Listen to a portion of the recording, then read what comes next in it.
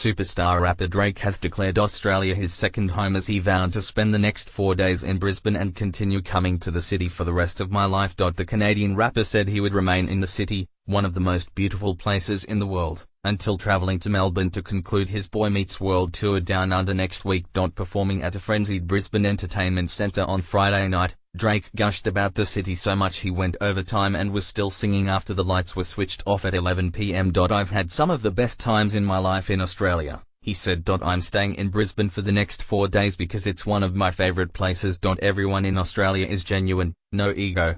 They look you in the eyes, they show you love. I'm thankful in my lifetime I was able to travel from my aunt's basement where I used to write songs to Brisbane, Australia. At a time when everyone tells you the world is falling apart.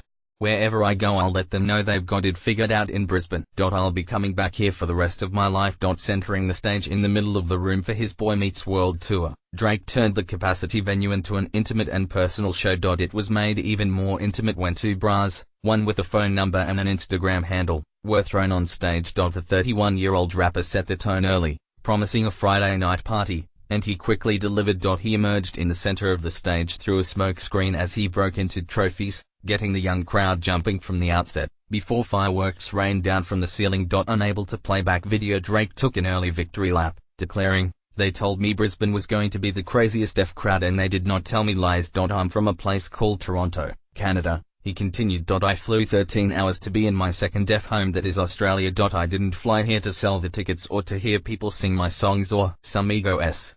I flew here to give you the greatest deaf party on a Friday night you've ever had." He had the crowd in the palm of his hand as the second act kicked into gear with an impressive light show turning the room into a rave. Hundreds of balls of light floated from the ceiling in varying formations and colors as he pulled out a string of hits including Hotline Bling, Hold On, We're Going Home and Passion Fruit.